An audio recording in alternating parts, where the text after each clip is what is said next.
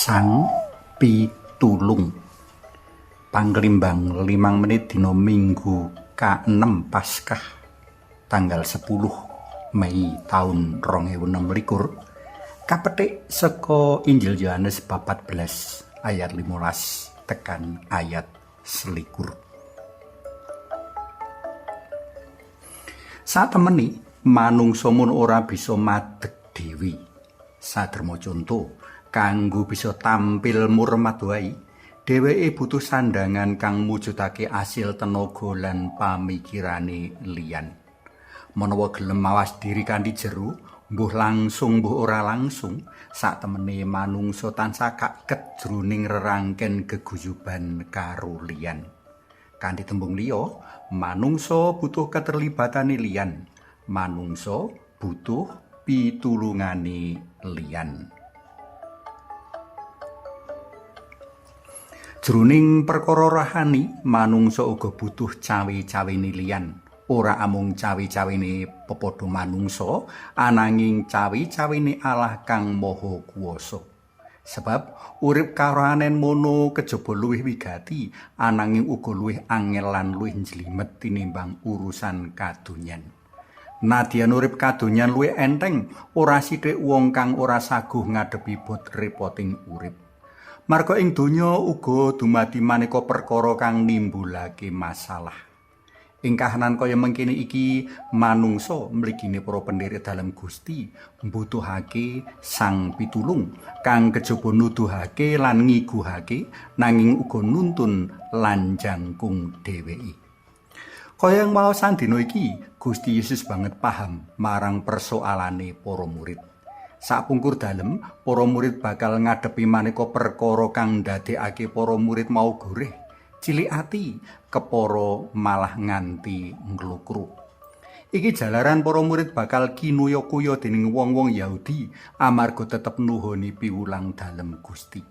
Mula Gusti Yesus paring janji bakal ngutus Yang Roh Suci. Yang Roh Suci kang bakal paring pitulung lan paneguh saengga para murid bisa tetep teguh lan kukuh ing kapitayan jroning panandang ngugemi laku bener. Yang Roh Suci ya roh dalem Gusti Yesus piyambak kang wis tan kapalangi dening wektu lan papan njangkung para murid.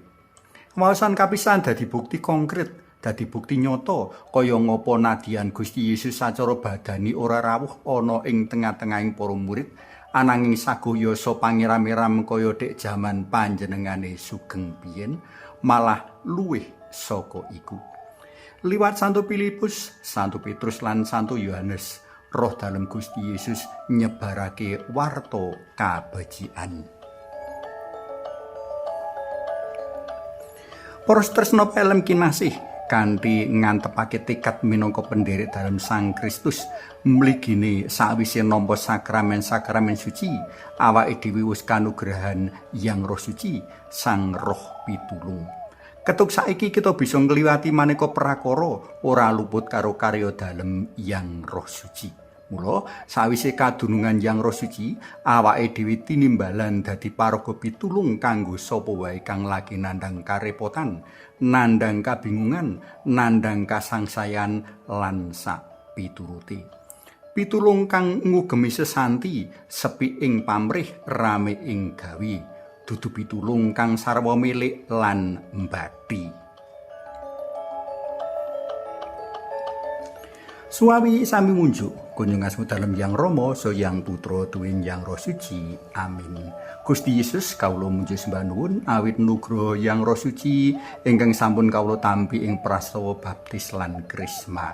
Mugi kawula tansah enget mring prastawa ingkang sanget luhur menika saengga kawula ugi saged dados sambung asta dalem asung pitulung kangge sesami. Mugi linurna Yang Rama Yang Putra tuwin Yang Roh Suci kados sing mula buka sakmenika sarta sak lami-laminipun. Amin. Kunjungasmu dalem Yang Rama so Yang Putra tuwin Yang Roh Suci. Amin.